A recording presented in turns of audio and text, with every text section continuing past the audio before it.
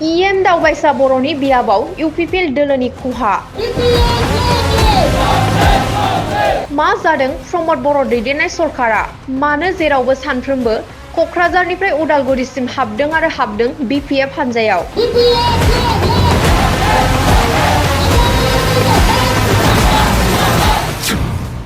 मा दं हाग्रामा महिलारि दैदेननाय राजखान्थि बिपिएफ हानजायाव? सरकारखौ नागारना सरकार गैयै राजखान्थि हानजा बिपिएफ दोलोआव आखाइ हमफैनायनि दोहौ। बेसे गोबाव थाबावगोन इउपिपिएल राजखान्थि हानजाया? रायजोनि सोंनाय आरो सोंनाय। थारैनो प्रमद बर' दैदेननाय इउपिपिएल सरकारा रायजो राजाखौ दुखु होजोब्बायसो नामा? प्रमद बड़े युवक युवतीসকলক আটাইতকৈ বেছি ঠগাইছে। ঘৰে ঘৰে চাকৰি দিম বুলি কৈছিল, 1 ভোট 1 জব বুলি প্ৰতিশ্ৰুতি দিছিল, কিন্তু আজিলৈকে এটাও চাকৰি দিব পৰা নাই। उदालगुरि जिल्लानि EM दावबायसा बर'नि भेरगाव बियाबाव इउपिपिएल आरो बिजेपिनिफ्राय गोबां मावथि आरो सोद्रोमाफोरा इउपिपिएल सरकारखौ नागारनानै हाग्रामा महिलारि दैदेननाय बिपिएफ राजखान्थि हानजाखौ मोजां मोननानै जयनिं जाफैयो।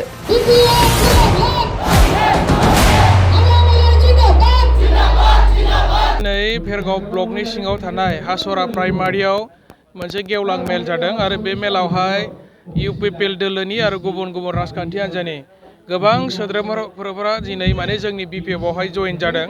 दा जोंनाव मोनसे सोंलु जायो आरो जे बर्तमानथ' इउपिपिएल दोलोनिनो सरकार सोलिगासिनो दङ। दा बिथांमोननि सरकार थासान्दियावबो सोरबा भिसिडिसिनि सोद्रोमा, सोरबा बिथांमोननि सेन्ट्रेल लिडार, सोरबा डिस्ट्रिक्ट लिडार, ब्लकनि प्राइमारि लिडारफ्रा बिपिएफ दोलोआव जइन जानायनि कारना मा?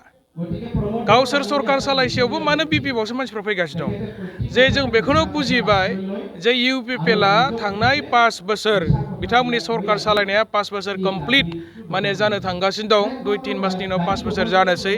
बिथांमोना रायजोफोरनो जि फारसे 100% एसुरेन्स बायदिसिना माने गेरेन्टि बिथांमोना भिजन डकुमेन्टआव फोसावदोंमोन। दा बेखौ बिथांमोना मावनायाव 100आव 100% फेल जानायनि थाखाय दिनै इउपिपिएलनि गोबां सेन्ट्रेल, डिस्ट्रिक्ट, ब्लक लेभेलनि वार्कारफोरा नार्भास जाबाय आरो गावसोरनि दैदेनगिरिफोरनि सायाव जिबायदि मोनसे आसा खालामदोंमोन बेबायदि जाफुङैनि थाखाय गोबाङानो गोसोआव माने दुखु मोननानै दिनै बिपिएफ राजखान्थि हान्जायाव बिथांमोना जइन जाबैनायखौ जों नुदों।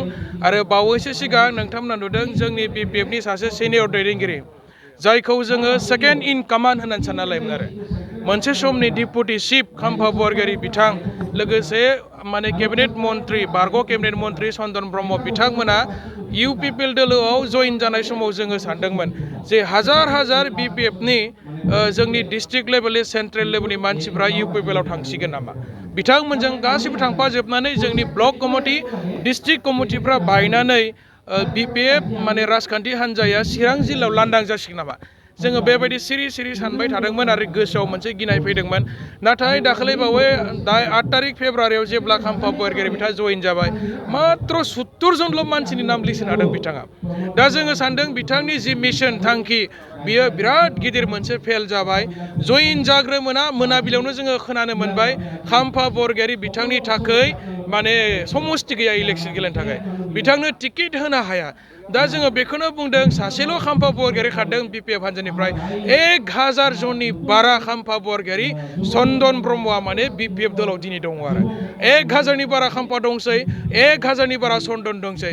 बिथांमोना गावसोरजों लांफानाय जि माने प्राइमारि लेभेलनि, ब्लक लेभेलनि, डिस्ट्रिक्ट लेभेलनि मेम्बारफोर लांफादों गावसोरजों लेंफानानै, बै सानैसो मानसिफोरनि राजनैतिक भबिष्यतआ मा जागोन? गावनो जुदि टिकेट मोनाब्ला गावजों लोगोसे जइन जाफानाय सानैसो प्राइमारिनि, डिस्ट्रिक्टनि, ब्लकनि लिडारफोरनि माने राजनैतिक भबिष्यतआ मा जागोन? दिनै खाम्फा बरगयारी बिथांनि थाखाय माने जायगायानो गैया इलेक्सन गेलेनो।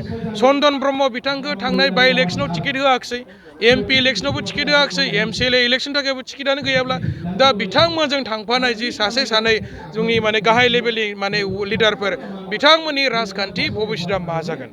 बिराद गिदिर मोनसे सोंलु जाना दं आरो दा बेनिखायनो दिनै सासेल' खाम्फा बरगयारी खारदों। बिपिएफ दलाव लिडारनि अभाब जायाखै, हाजार माने खाम्फा बरगयारी दङ आरो बिपिएफ दलखौ रायजोफ्रा मोजां मोनो।